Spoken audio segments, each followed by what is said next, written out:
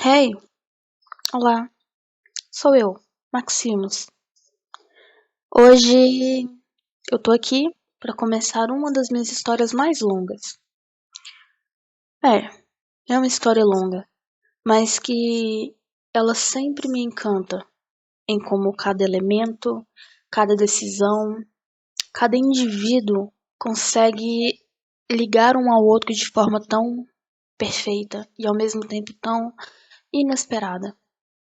Hoje eu vou começar a contar para você a história de Názaro. Názaro não é uma pessoa, mas é mais como um conceito. Bom, eu tenho certeza que você vai entender melhor ao fim do vídeo. Então, vamos lá, ao prólogo. Uma rachadura, uma divisão. Dois destinos tão frágeis, dois destinos tão fortes. A sua junção traria morte ou glória? Ah, se ele soubesse que a separação seria o início da paz e a dor o começo da restauração. 9 destinos, uma sentença, nenhuma restituição. E a redenção.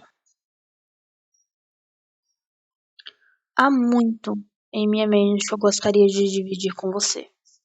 Histórias e perspectivas tão distintas que são tão preciosas quanto os diamantes. Mas essa em específico, eu tenho certeza que vai mudar a forma como você vê tudo, basicamente. A história de hoje, ela se passa em uma realidade não tão diferente daqui. É uma história que aborda muitos heróis e muitos vilões. Indivíduos que não são nenhum nem outro, mas que eu particularmente me sinto inspirada sempre que eu me lembro deles. Vamos começar. Názaro.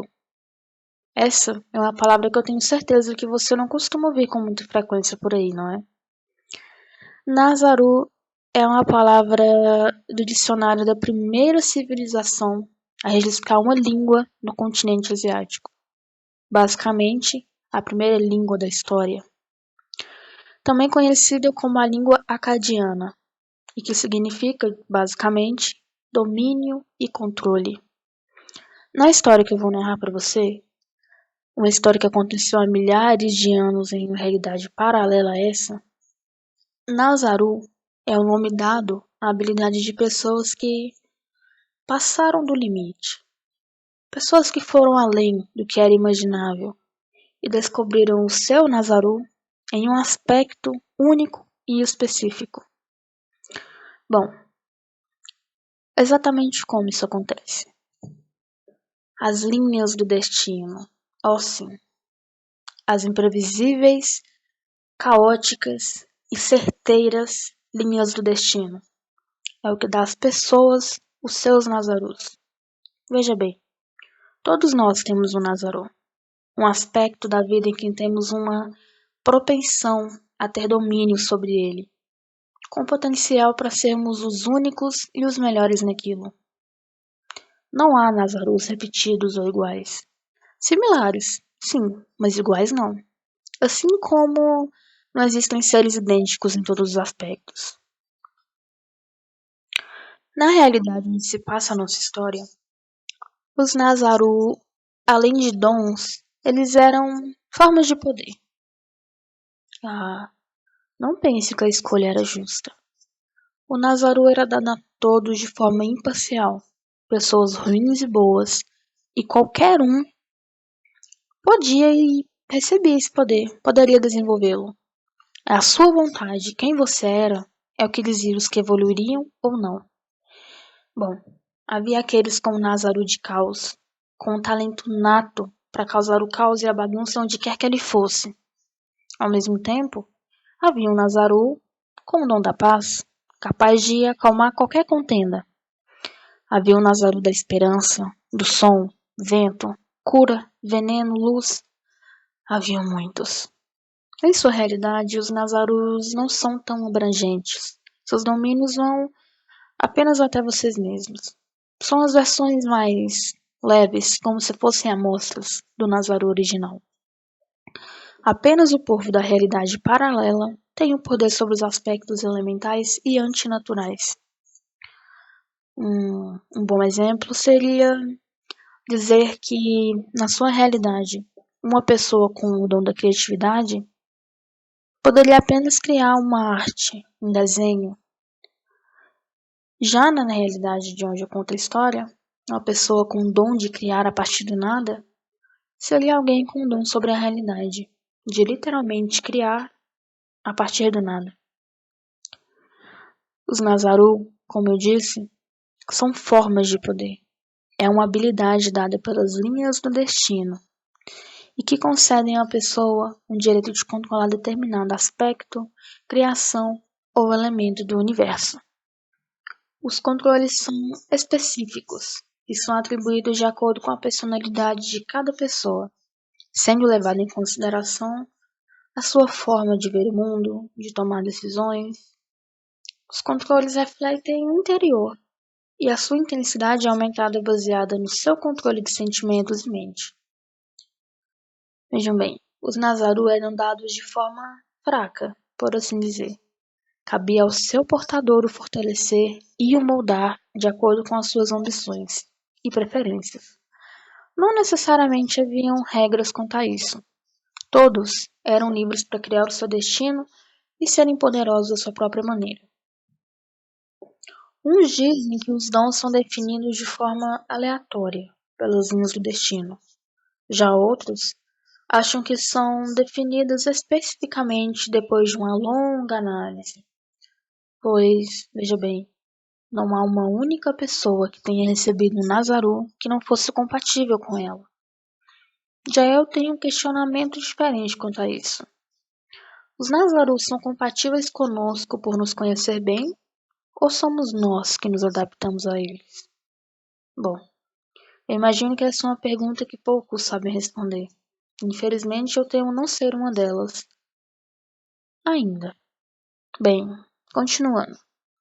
As linhas do destino, de acordo com o que se sabe, foram criadas no momento exato que o primeiro ser humano teve consciência. Foi uma força unilateral. É como se o universo precisasse de uma forma de garantir alguma ordem. Bom, ninguém sabe ao certo sobre isso. É uma teoria para mim, embora muitas pessoas tomem ela como verdade absoluta. As linhas criam e são responsáveis pelas ramificações no tempo e possibilidades, e com isso, criam Nazarus diferentes para cada pessoa, baseadas também nas vontades da mesma. Mas, olha só, as linhas não tornam ninguém poderoso. Essas não são as definições que tornam alguém forte, receber um Nazaru, uma aptidão, já que nem todo mundo é apto para receber um Nazaru e o controlar e o dominar. Veja bem, um exemplo. Vamos visualizar os controles como armas. Imagine o Nazaru como uma arma. As linhas do destino decidem a quem dar uma arma específica. Elas levam em conta as emoções, o controle, a mente, as ambições, mas por mais que X pessoa seja apta para receber uma espada, isso não significa que ela vai ter forças para empunhá-la. Ela recebeu uma aptidão, ela recebeu um Nazaru, mas ela precisa treinar para conseguir usá-lo. Ela precisa dominá-lo. E é isso que torna uns mais sórdidos que os outros. Todos podem tornar os seus dons, o seu Nazaru, o ápice, o melhor. Afinal, cada um tem um diferente. Mas muitos simplesmente o descartam por acharem que o seu não é tão incrível quanto o de alguém que já dominou por completo o seu. Entende a diferença? É por isso que muitas pessoas desistem de aperfeiçoar os seus dons, ou simplesmente os descartam, porque acreditam fielmente que o seu controle é inferior e diferente demais dos outros. Elas ainda não entenderam que as distinções, a diferença, é o que torna cada um tão peculiar e essencial. Quanto maior o seu controle, seja ele emocional, físico, espiritual, lógico, maior é a possibilidade de se obter poder. Nunca me confirmaram isso, sendo sincera, mas é nisso que eu acredito, depois de observar as linhas do destino por tanto tempo. Eu acredito que seja uma forma inconsciente de regra, para garantir que pessoas sem noção do poder que tinham, pessoas sem o controle de seus dons, não tivessem a oportunidade de fazer coisas muito grandiosas, para que uma ordem fosse estabelecida. Se querem saber, isso é uma faca de dois gumes, na minha opinião. Um controle excelente não é necessariamente atribuído a algo bom. Você vai ver isso em breve, mas você não tem que ser bom para evoluir o seu Nazaru. Você tem que ser determinado e ter controle sobre ele. É um tanto quanto complexo, mas eu acho que você vai entender bem na prática. Bom, dito isso, vamos começar. Eu tenho uma história ótima, perfeita, para a gente começar a nossa trajetória. Sim, é uma história excelente. É sempre inspirador ver como os destinos mais diversos podem se cruzar e como uma única decisão muda tudo. Bom, vamos começar contando.